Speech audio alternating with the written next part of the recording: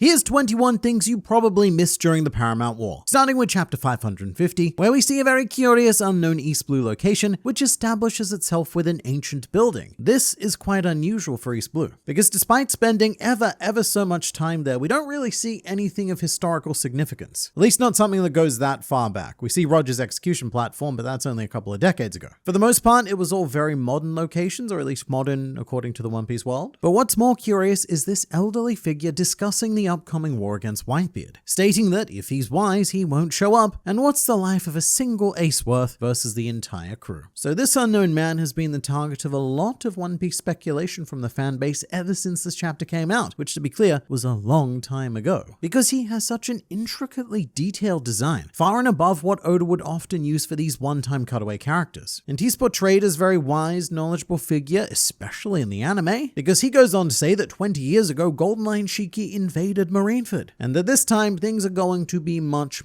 worse. He speaks like someone who has actual experience with these legendary figures, and he is fixated on as a potential lurking legend of the One Piece world. Some people have posited that this could be Copacabana because of their matching glasses, or more recently even a former member of the Rocks Pirates. And even more recently, fans have grasped onto the idea of his tattoo looking like fire and stating that this could even be the man marked by flames. I personally think that all three of these ideas are likely to be wrong, but at the same time, this isn't just some random old dude. He has definite history in this world, and I think it's absolutely criminal that he has only appeared in a single very missable panel. Something else you might miss comes from the chapter immediately preceding this one, where Buggy actually predicts the future. After accepting the admiration of the Impel Down prisoners, Buggy says that he'd go on to become one of the 4 emperors and eventually the Pirate King. And while we still have yet to see him reach the Pirate King title, he has since gone on to officially become an emperor, which at the time of him saying this seemed absurd. But I would keep this page in mind because when it comes to Buggy, you can never dismiss anything. This page right here could give away the end of the series. In chapter 542, Ace is told by Vice Admiral Onigumo to, quote, take a good look at the sky. And you know what? Thank you, Onigumo, because that turns out to be very helpful advice. Because the sky is eventually where Luffy would appear from to save Ace after an Ivankov-related accident, which after Wano makes a stupid amount of sense. Just think about it. Of course the sun god is going to appear from the sky. Luffy falling to Marineford is like a god descending to take matters into his own hands. And right before the battle begins, there is some great world building about the location of Marineford itself. We get a shot of the residential zone where all of the families of the Marines stationed there live, all of whom have been evacuated with the exception of this lone cat, who's about to have a very bad time once Whitebeard starts all of his earthquake shenaniganry. And we would continue to world build by bringing up an idea that still confuses a lot of people to this day, which is the tub current. In Japanese, it's the Tarai current, which means to be sent around, and it's this specific patch of water that exists between Marineford, Impel Down, and Enies Lobby. And once caught in this current, you can only choose to end up in one of those 3 destinations. I really like this because it shows how well thought out marine defenses and marine logistics are, because they essentially make use of this current to fast travel. For example, when the Buster Call was ordered on Enies Lobby, the use of this current meant that the ships could travel from Marineford to Enies Lobby in 30 minutes. But without the current, it could have taken hours. And also, each facility is guarded by one of the Gates of Justice, which is the source of something else that you may have missed. Before the Whitebeard pirates arrive at Marineford, the Gates of Justice suddenly open with no explanation, which allows Whitebeard's extended forces of 47 ships to sail straight into Marine HQ. Things get pretty crazy pretty quickly, so no one stops to really think about what happened here. But later on, it's explained that this was because of Lafitte, who hypnotized men in the control room to allow any ships to pass through, which also ended up helping Luffy's group. This is,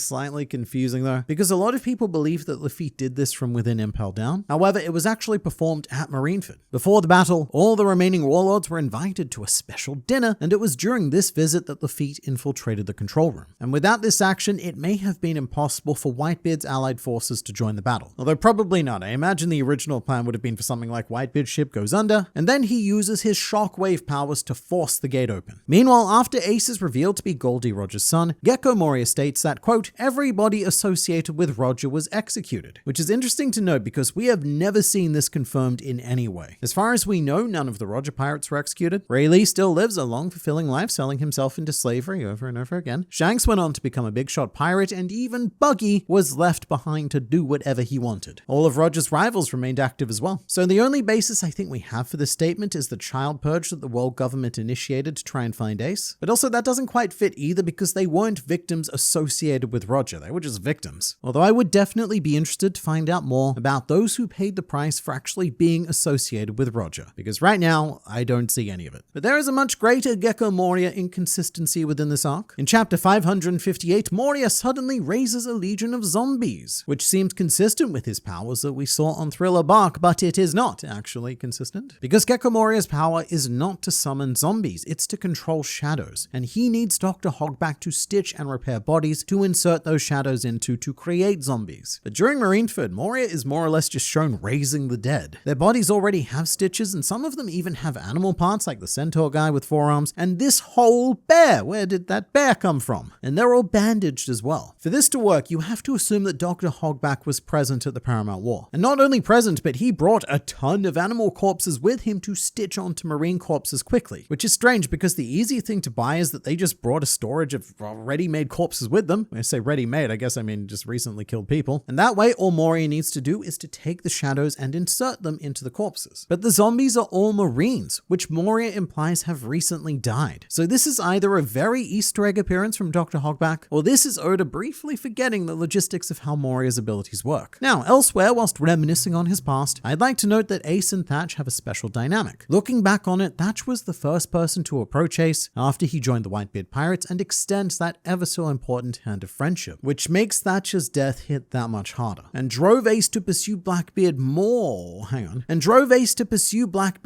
more so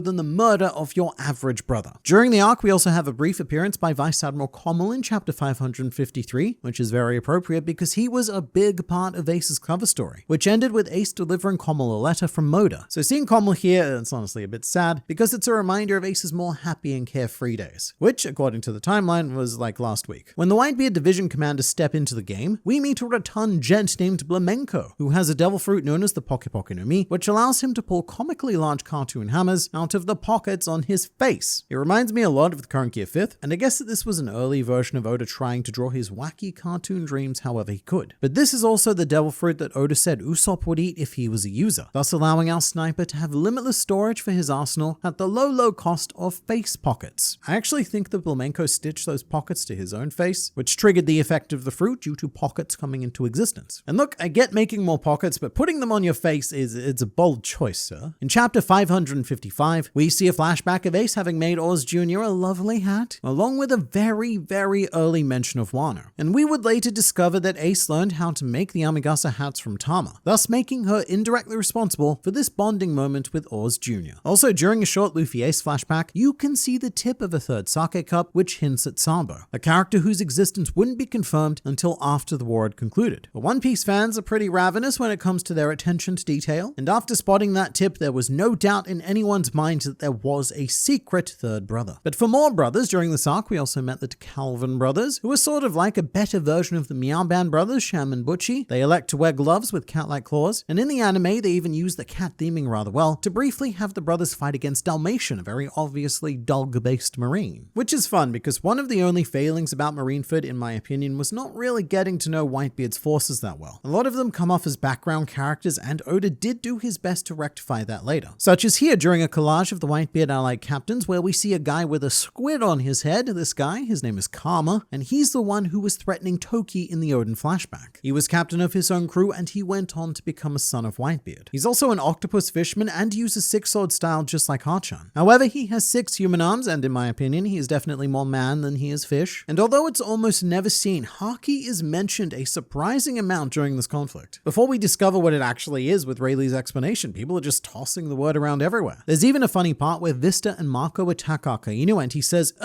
you Haki users can be such a handful, which implies that they're quite unusual to fight, when in reality, no one is fighting on this level without basic and likely advanced armament Haki, so weird thing to say, Mr. Akainu. Speaking of advanced Haki, on the side of the Navy, there's also a section where the 3 Marine Admirals use advanced armament Haki to block Whitebeard's attack from hitting the execution platform. And how they actually managed to accomplish this isn't something that we would have explained to us until Wano. They were projecting their Haki, and in fact, this might be the single strongest projection of armament Haki that we've still seen to date, because it was a combination of Haki from all 3 Admirals, which is gonna mess anyone up pretty badly. Together, they are very powerful, but separately, they all got wrecked by Whitebeard. During this arc, Whitebeard fights all 3 three admirals individually, but he's not the only one. There is one other character who goes up against all three admirals individually, and that would be Buggy, sort of. He gets frozen by Kuzan, shot at by Kizaru, and chased with a magma fist by Akainu. He also survived an attack from the world's greatest swordsman, formed an alliance with Whitebeard, and had a lovely chat with Shanks. This right here is the reason why Buggy is such a big deal. I should say that one other person does face all three admirals, but not individually. No, he elected to do it all at once because notable Mad Lad Monkey D. Luffy holds the honor of being, I think, the only person in One Piece to ever take on a complete set of admirals at the same time. I mean, it didn't go particularly well, but it's cool that he has that title. Furthermore, a lot of people miss this, but during the war, we get a top 3 versus top 3. There's a part during the battle when the top 3 Whitebeard pirates are simultaneously facing off against the 3 admirals. Whitebeard versus Akainu, Marco versus Kizaru, and Jozu versus Aokiji. And in a very symbolic moment, Whitebeard's sickness causes him to grab his chest, which then gives all 3 admirals the opportunity to injure and or defeat their opponents. And this one moment is the turning point of the entire conflict. At this stage, the Whitebeard pirates simply could not recover the momentum that they had during the early invasion. Very tragic stuff. Almost as tragic as this one panel of Jewelry Bonnie, who we see reacting to the war being broadcast on Sabadi. And at the time, we had no idea what she was so sad about. The leading idea was that she also had a relationship to Whitebeard, but the truth ended up being far more depressing than any of us could have imagined, because here she was seeing her father Kuma for the first time since he left her on the Sorbet Kingdom, after having lost all of his memories. Now, as for Sakazuki, he never loses his memories and he knows how to hold quiet the grudge. You may or may not have noticed that Sakazuki never refers to Luffy as Luffy. He always calls him Son of Dragon, hinting that he and Dragon have some history that we have yet to uncover. Genuinely, he only does that with Luffy. He doesn't call Ace Son of Roger or something like that. So there's definitely something uniquely enraging about Dragon, which is bad news for Luffy, and likely why Sakazuki made it his top priority to attempt to kill him. Now, on the steak menu, we also have some secret beef on offer between Vista and Yasop of all people. After Shanks stops the war, we have a single panel featuring Marco being flanked by Vista and Yasop glaring at each other in disgust. It's almost like how Zoro and Sanji look at each other. And it was confirmed in the Deep Blue data book that something happened in the past between them that these two have yet to forgive each other for. Next, when Luffy uses a burst of Conqueror's Haki, look, we didn't know this at the time, but it knocks out Galdino, who is posing as one of the executioners, but also Django, who we see in a cameo appearance on the floor. And also in this moment, Vice Admiral Doberman, another dog-based marine, isn't surprised because he's the son of Dragon, strongly implying that Dragon has Conqueror's Haki as well. Although this is a fact that we still have yet to confirm at the time of this recording. And it's also highly speculated that the reason why Doberman knows this is because Dragon was likely a marine. There's also a short scene of Dracula Mihawk casually slicing up Dar's bones, which was a purposeful narrative maneuver to prove that Mihawk can cut through steel, but not only that, but he can cut through it significantly easier than Zoro could. Thus setting up the idea that, yeah, Zoro's come a long way, but he still has an impossible mountain to climb. But Marineford as an arc has so many iconic panels, but 2 of my favorites have to be Luffy and Ace after Ace is freed, because he often gets neglected, but Mr. 3 is present in the background of both of these panels, one being carried by Luffy and another on the floor once they all land. And after everything Mr. 3 did for them, they just leave him there. He went to the execution platform, he made the key. He also saved them both from Sengoku. He is the reason why they can escape, and Luffy and Ace just abandon him on the floor. And then Mr. 3 is surrounded by Marines moments later, so I guess that's what you get for doing the right thing, not making that mistake again. Now, after the war's conclusion, we cut to some reactions from the worst generation. One is of Diaz Drake and his crew using a black Denden Mushi, which is used to eavesdrop, wiretap, and communicate securely. Out of context, this scene would imply that Drake had tapped into Marine communications. However, it's far more likely that he's receiving a report from another member of SWORD, an organization that we aren't even close to knowing exists at this point in the story. There's also some very troubling aftermath in chapter 581, when it's revealed that the escape of the level 6 prisoners is going to be kept a secret so that the public wouldn't lose confidence in the world government. To be clear, we are not talking about the Blackbeard pirates. That is public knowledge. There's not much we can do about that. What we're talking about here are all of the other level 6 prisoners that escaped, because there were a lot of them. And remember, these are some of the most powerful and most deranged pirates to have ever sailed the seas, and the world government has decided to just let them loose in the world without so much as a warning to the public. But as a warning to the world government, part of Whitebeard's final speech hints at an event that still has yet to come to pass. Sengoku, you and the world government fear the great war that will come to this world one day. I'm not interested in the treasure, but when it's found, the whole world will be turned upside down. Which is is referencing the war that Kozuki Oden predicted in his flashback that he describes as a massive war, terrible enough to split the seas themselves. And while Oden learned the truth himself and Whitebeard was probably told by Roger, you do need to wonder exactly how is it that Sengoku knows about it. So there's a lot more people that know the truth about this world than I think we realize. But for now, that's 21 things that you may or may not have missed during the Paramount War.